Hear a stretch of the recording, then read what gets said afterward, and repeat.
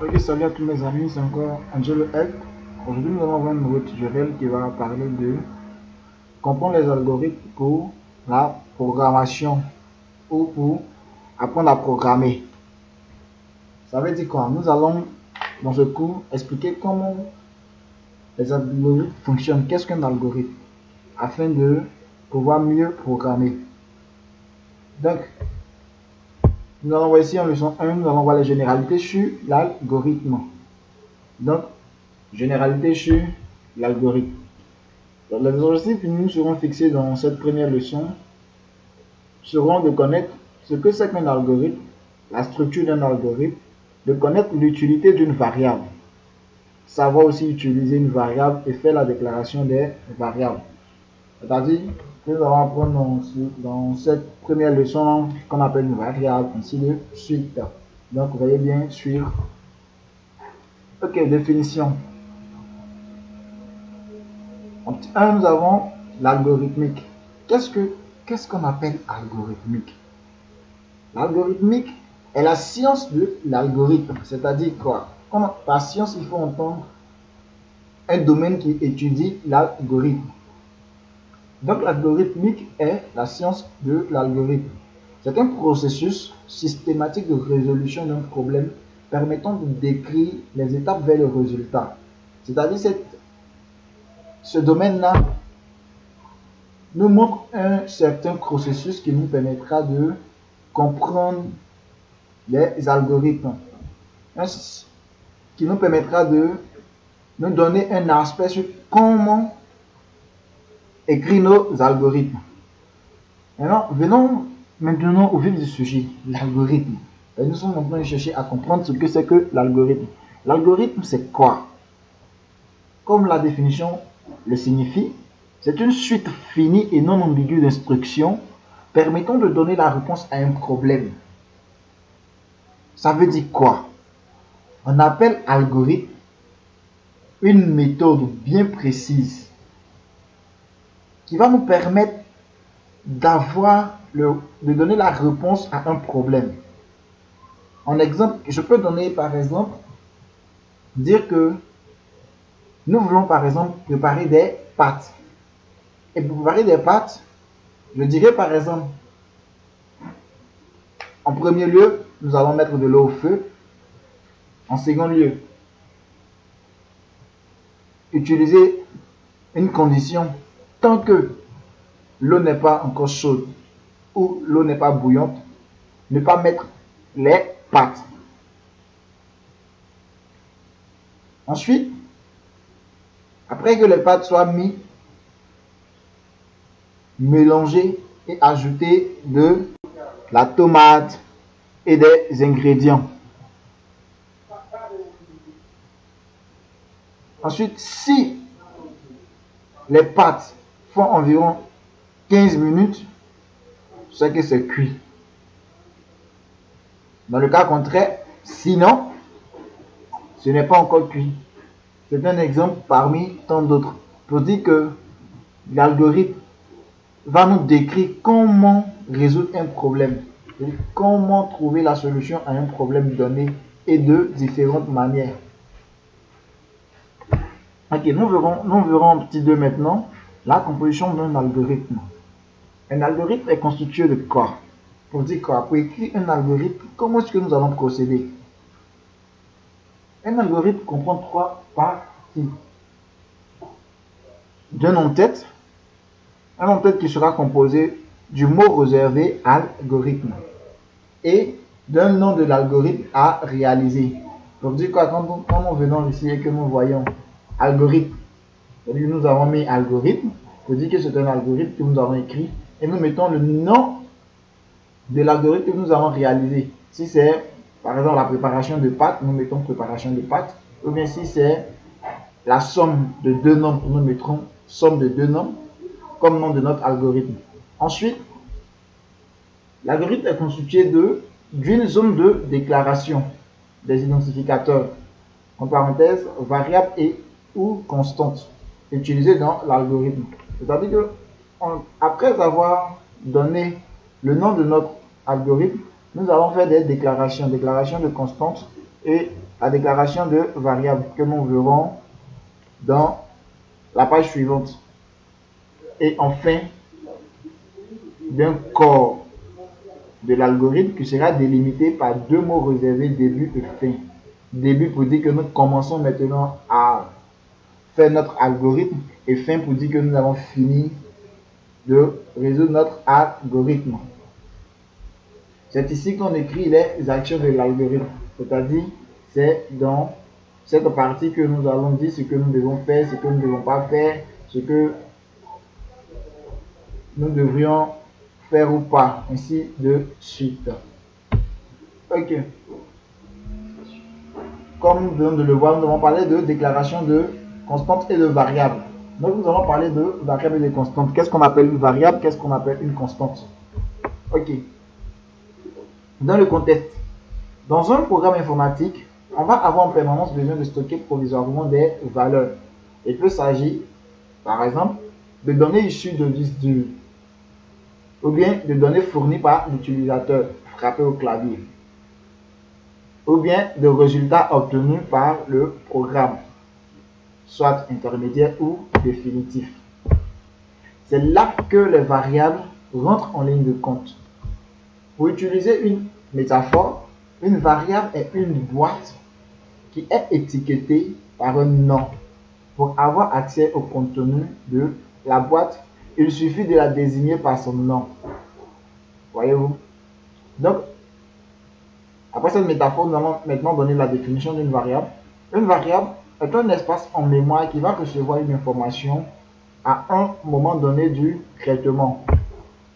Donc, pour dire quoi? Pour dire que pendant que nous serons en train de créer notre algorithme, nous allons déclarer des variables. Des variables pour dire que, par exemple, je nomme par exemple cette première variable nombre. Et étant donné qu'on a dit que c'est une boîte qui va stocker des valeurs, je dis par exemple que ma boîte nombre ou bien ma variable nombre va stocker par exemple le nombre 10.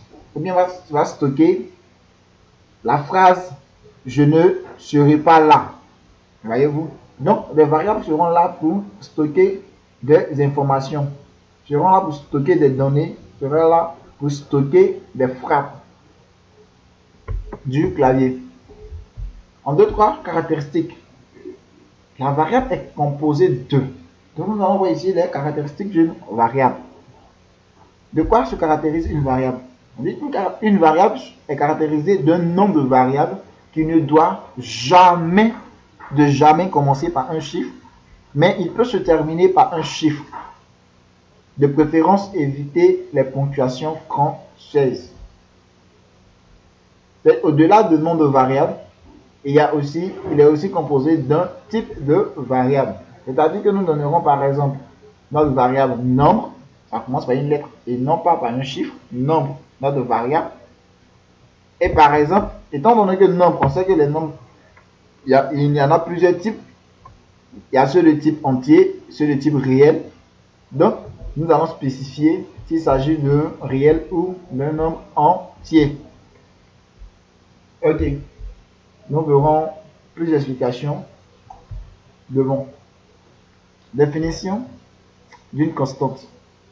Lorsque certaines données sont connues et ne varieront pas tout le long de l'algorithme, on parle de constante.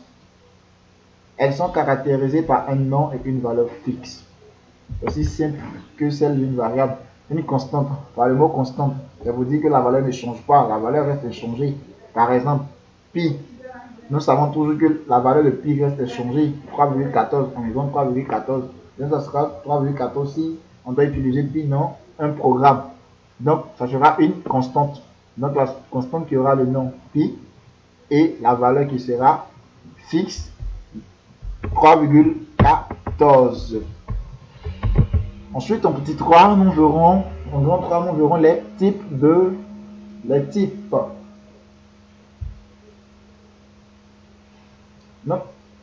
les types concernent les variables. Je ne l'ai pas signifié, mais les types concernent les variables. En définition, le type de données spécifie la taille occupée par les données en mémoire. Et étant donné que nous savons que ce sont les variables qui recevaient les données, donc il s'agit ici des variables. Donc, le type de données spécifie la taille occupée par les données en mémoire les données qui lui sont applicables ainsi que l'intervalle de données autorisées. Donc, une variable va avoir certains types pour spécifier ce qu'il doit recevoir. Si c'est un intervalle ou si c'est juste un réel, si c'est un nombre entier, ainsi de suite. Si c'est une phrase, nous allons le spécifier. Donc, les types élémentaires, nous verrons les différents types élémentaires. Il existe 5 types de données élémentaires qui sont les entiers, comme je l'avais dit plus tôt. Il s'agit de l'ensemble des entiers relatifs, nombres positifs et négatifs, qui ne contiennent pas de virgule. Donc, comme vous le savez, nous avons 1, 2, 3, 4, 5, 6, 7, 8, 9, moins 1, moins 2, moins 3, moins 4, moins 5. En tout cas, tous les nombres entiers. Quand on dit nombre entier, il n'y a pas de virgule à l'intérieur. Ensuite, ça c'était le premier type. Le second type, nous pouvons avoir les réels. Et qui dit réel parle de nombres à virgule. Ils peuvent être des nombres à virgule comme des nombres, voilà, puisque les nombres entiers peuvent s'écrire sous forme de nombres à virgule. Donc, les réels. Il s'agit de l'ensemble des réels nombres positifs et négatifs qui contiennent de virgule. Donc 2,3, qui est un réel, 2,4, moins 5,6, moins 7,8, 1,2, 1,0. Donc 1 d'un réel, 1,0, puisqu'il s'est écrit 1,0, donc c'est un réel. Donc voici un peu. Ensuite, le troisième type, les booléens. Domaine booléen, vrai ou faux. Donc, qu'est-ce qu'on appelle booléen? On appelle booléen un domaine qui a deux issues, seulement que deux issues. Soit vrai, soit faux. C'est-à-dire soit 0, soit 1. Soit féminin, soit masculin. Et nous avons seulement que deux issues. Soit pile, soit face. Il n'y a aucune autre alternative que les deux issues. Ensuite, les caractères. Domaine de caractère alphanumérique.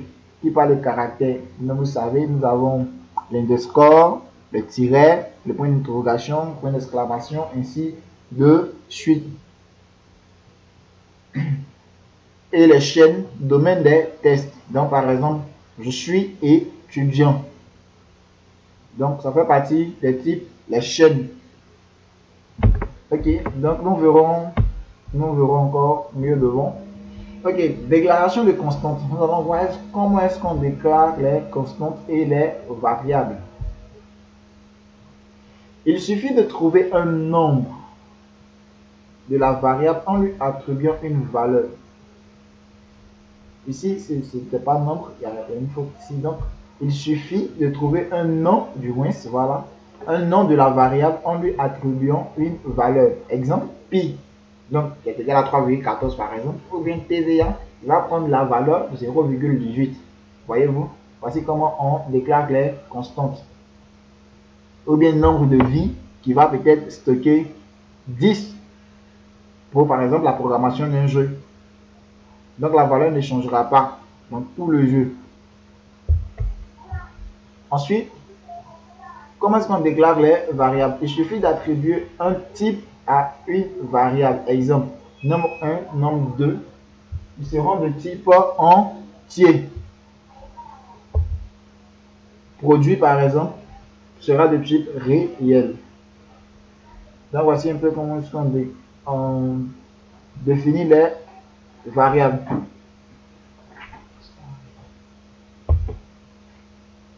Type énuméré. Nous allons voir maintenant les types énumérés. Nous allons voir les types élémentaires. Plutôt, nous allons voir maintenant les types énumérés. Un type énuméré est un type permettant de représenter des objets pouvant prendre leur valeur dans une liste finie et ordonnée de noms. Donc, comme nous le voyons ici, en exemple, par exemple, nous pouvons prendre par exemple le type semaine. Nous savons que dans la semaine, nous avons le lundi, mardi, mercredi, jeudi, vendredi, samedi, dimanche. Et nous dirons que par exemple, dans ce type semaine-là, peut-être que nous prendrons par exemple les 3 premiers jours. Ensuite, comme deuxième exemple, type couleur, rouge, vert, bleu, ou bien nous pouvons prendre type année 2010, 2020, 2030, ou bien type mois, ainsi de suite. Donc voici un peu les types énumérés. Définition 4.5, type intervalle. Nous verrons les types intervalles. Un type intervalle est un type dont les objets prennent leur valeur dans une portion de l'intervalle des valeurs d'un autre type, soit entier, soit énuméré ou caractère. Exemple, nous pouvons prendre un type nombre de 0 jusqu'à 99. Donc, notre type intervalle sera de 0 jusqu'à 99. Ou bien un type intervalle de non ouvrable de lundi à vendredi. Voyez-vous? Donc, voici un peu les types énumérés. Veuillez bien assimiler ces notions parce que vous allez en avoir vraiment besoin. Donc, en conclusion, nous avons à retenir que quoi? Un algorithme est une suite finie et non ambiguë d'instructions qui donne la réponse à un problème et qui se compose de trois parties. De un en-tête où nous allons mettre le nom, soit algorithme, et donner le nom de l'algorithme à réaliser. Ensuite, des déclarations. Donc, dans ces déclarations, nous donnerons les variables et les constantes que nous allons devoir utiliser dans notre algorithme et des mots réservés début et fin pour délimiter notre algorithme. Là où ça va commencer, là où ça va se terminer. Ensuite, une variable, un espace en mémoire qui va recevoir une information à un moment du traitement. Pendant que nous serons en train de réaliser notre algorithme, nous allons devoir stocker des valeurs et ce sera les variables qui vont se charger de les récupérer. Une constante, quant à elle, est une valeur qui ne change pas. Vous m'excusez, j'ai sauté le P. Voilà, c'est une valeur qui ne change pas. Excusez. Donc c'est une valeur qui ne change pas tout au long de notre algorithme. Nous avons déjà vu ça précédemment. Par exemple, pi a pour valeur 3,14. Ça ne changera pas. C'est sa valeur qu'elle a. Voyez-vous? Donc c'est ce qu'on appelle une constante. Essayez d'assimiler bien ces notions. Donc merci à vous d'avoir regardé cette vidéo et laissez-moi des commentaires, des likes et surtout n'oubliez pas de vous abonner pour plus de tutoriels, pour plus de contenu. Merci, merci, merci, merci.